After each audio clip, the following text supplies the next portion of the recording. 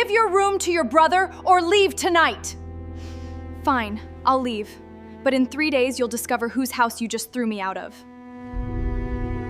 My stepmother pointed at the front door and said, "Give your room to your brother or leave tonight." I chose the door. 3 days later, I was drinking coffee on the balcony of my own hillside home when she discovered the house she had thrown me out of was never hers to control. Hello, my name is Claire Dennett. I am 32 years old, and for most of my life, I believed keeping the peace was the same thing as being loved. I was wrong. The argument that ended my relationship with my family began on an ordinary Sunday evening in the dining room of the house where I had grown up. My father sat at the head of the table, staring at his plate. My stepmother, Denise, stood beside him with one hand resting on the back of his chair. Her son Tyler leaned against the wall and watched me with the comfortable smile of a man who already knew how the conversation would end. Denise did not ask me to give up my bedroom. She announced it. "Tyler is moving back home," she said. "He needs the large upstairs room. You can take the basement, or you can find somewhere else to live." The basement was unfinished. It smelled of damp concrete, and the only window was a narrow strip of glass near the ceiling. "That room was Mom's sewing room before it became mine," I said. "I have lived in it since I was 12. Denise folded her arms. "And you are 32 now. It is embarrassing that you are still so attached to a childhood bedroom." That would have sounded reasonable if I had been living there for free. I was not. For 6 years, I had paid the property taxes, the homeowner's insurance, most of the utilities, and every major repair. When the roof leaked, I paid $18,000 to replace it. When my father needed heart surgery, I moved back permanently, reduced my hours at work, and cared for him through months of recovery. Denise told everyone she had held the family together. In reality, she had held out her hand, and I had kept filling it. Tyler was 28. During the same 6 years, he had started 3 businesses, abandoned all 3, and borrowed money from nearly everyone he knew. His latest disaster involved an expensive apartment, a leased sports car, and an online investment scheme that collapsed almost overnight. Now he wanted my room because it had a private bathroom and a view of the hills. "How long is he staying?" I asked. Tyler shrugged. "Until I get back on my feet." I looked at my father. "Dad."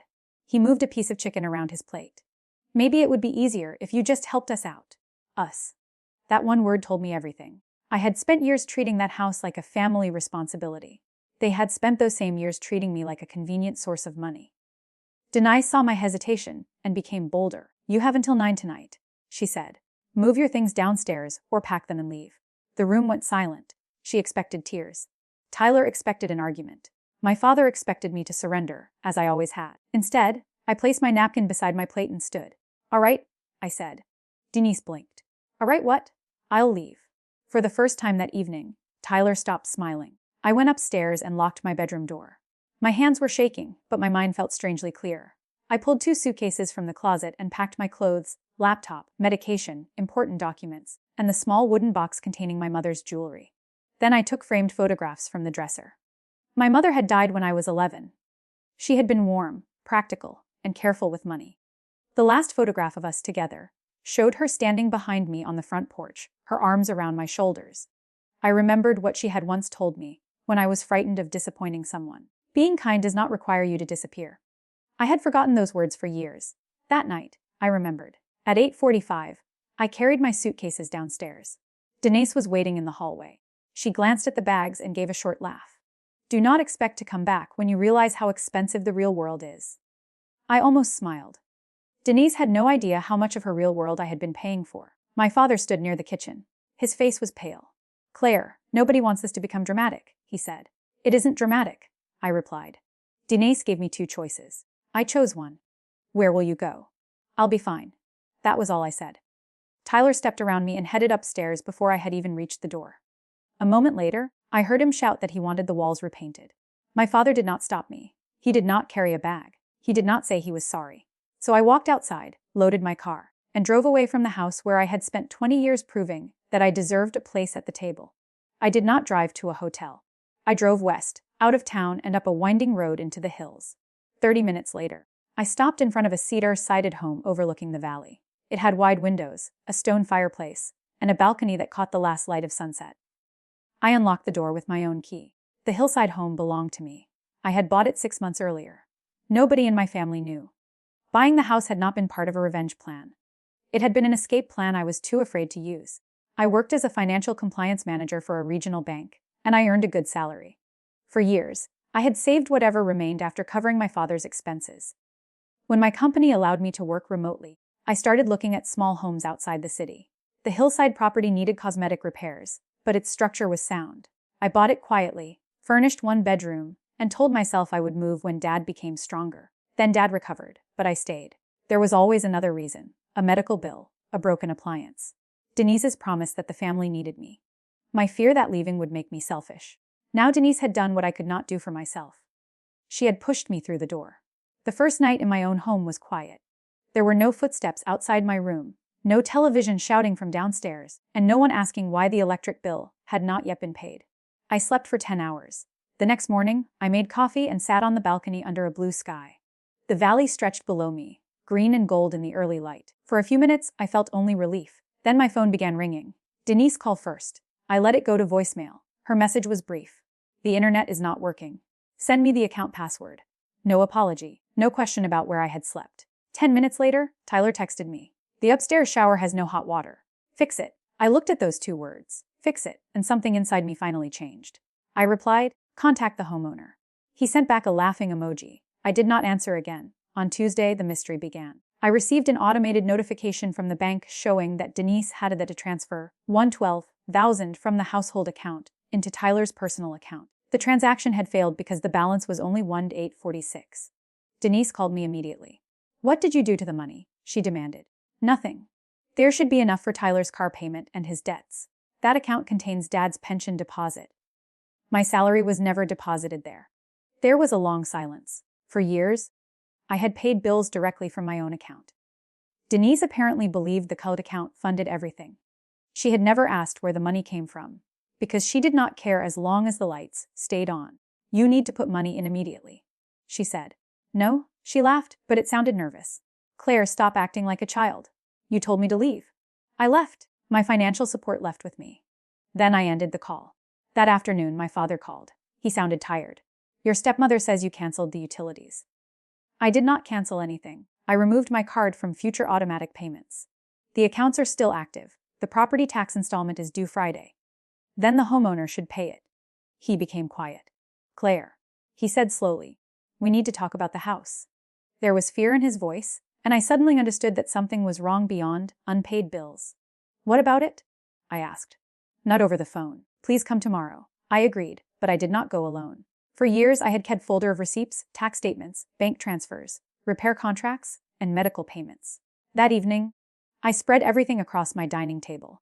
The numbers were worse than I remembered. In 6 years, I had spent just over $173,000 supporting that household. But one document caught my attention. It was a copy of the deed my mother had prepared before she died. The house had originally belonged to my mother's parents. Under the deed, my father held a life estate, which meant he could live there for the rest of his life. But he did not own the property outright. I did. My mother had transferred the remainder interest to me as a child. I had known this in a vague way, but my father always handled the legal paperwork. Denise acted like the house belonged to her and Dad, and I never challenged her. Then I noticed something else. 2 months earlier, a company had filed a request for information against the property. The name was Hawthorne Private Lending. I had never heard of it. The next morning, I called the county recorder, and then an attorney named Maya Ortiz, whom I knew through work. By noon, we had the answer. Tyler had applied for a large private loan. He had claimed that my father owned the house without restrictions and planned to use it as collateral. Denise had signed a document stating that she was a co-owner. Neither statement was true. The lender had not released the money yet. Its title search had found my legal interest and stopped the process. The company had mailed questions to the house, but Denise had hidden the letters. Suddenly, her decision to move Tyler into my room made sense. My room contained the locked cabinet where Dad kept property records. Denise wanted me out before I saw the lender's notices. Tyler was not simply returning home because he was broke. He and Denise were trying to use my inheritance to erase his debts.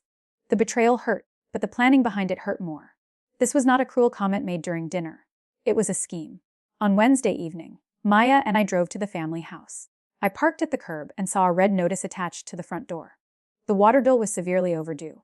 Apparently, Denise had ignored months of mailed statements because she assumed I had handled them online. Inside, the dining room looked exactly as it had 3 nights earlier, but the people did not. My father sat with both hands wrapped around a glass of water. Denise paced behind him. Tyler stood near the window, angry and restless. Denise saw Maya and frowned. "Why did you bring a stranger?" "This is my attorney," I said. Tyler straightened. "Your attorney?" Maya placed a folder on the table. "We are here to discuss the attempted loan against the property," she said. The room went completely still. My father looked at Denise. "What loan?" That was the moment I realized he truly did not know. Denise recovered quickly. "It was only an application. Tyler needed temporary help. You represented yourself as an owner," Maya said. "You are not one." Denise pointed at my father. "I am his wife.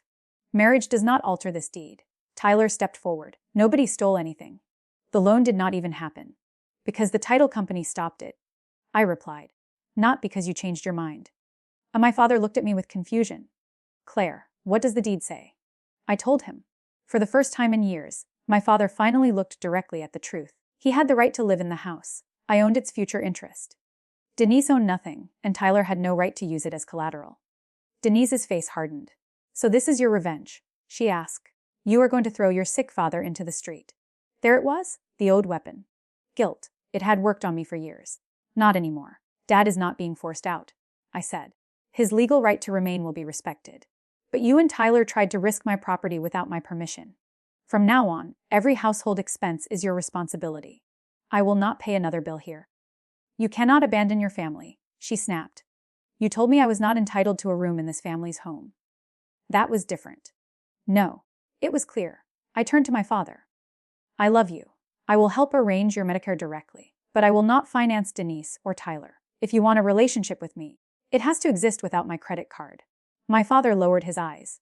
Tyler slined his hand against the table. "What am I supposed to do about my debts?" "The same thing I did," I said. "Work, budget. Sell what you cannot afford." He called me cold. That almost made me laugh. I had spent years being generous to people who only called me loving when I obeyed them. Maya then delivered the unexpected consequence. The lender had referred the false ownership statements for fraud review. Because no money had been released. Criminal charges were uncertain, but the application would remain documented. Tyler's credit accounts were already under examination, and the leased sports car was scheduled for repossession. Worse for Denise, my father now knew she had tried to place his home at risk behind his back. He turned toward her slowly.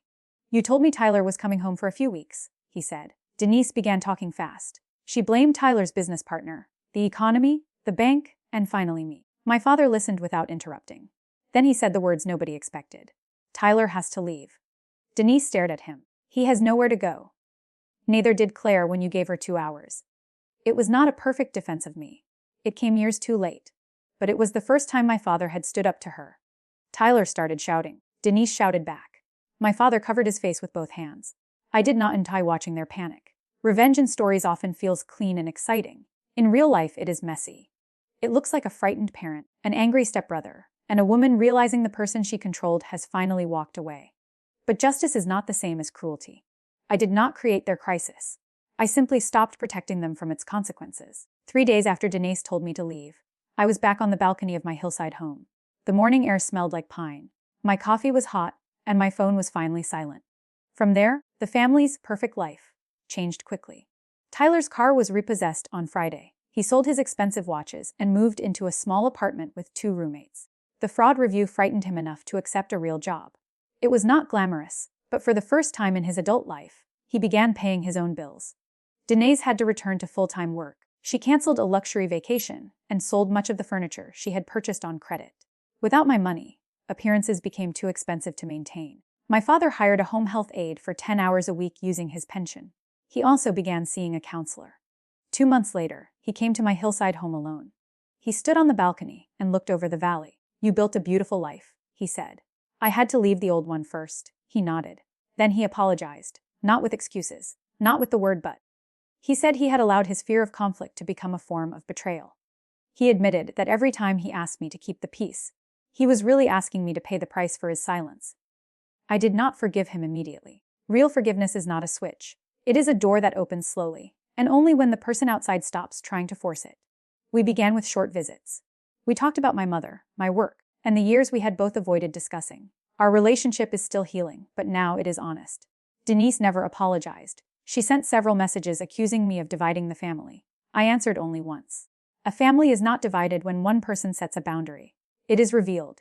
Then I blocked her. 6 months later, I renovated the spare bedroom in my hillside home. I painted it a soft green and turned it into a reading room.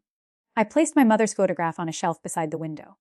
Sometimes I sit there at sunset and think about the bedroom I fought so hard to keep. The truth is, that room was never the real issue. I wanted proof that I belonged. I thought if I paid enough, helped enough, and tolerated enough, my family would finally choose me without hesitation. But love purchased with obedience is not love, it is rent, and the price always rises. Denise believed she was throwing me out of my home. Instead, she released me from a life built on guilt. Tyler believed he was taking my best room. Instead, he exposed a scheme that forced him to face reality. My father believed silence would protect his marriage. Instead, silence nearly cost him his daughter and his home, and me. I learned that walking away is not always surrender.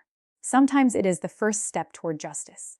So if someone ever points to a door and tells you to choose between your dignity and your place in their life, remember this: the door they use to threaten you may be the same door that finally sets you free.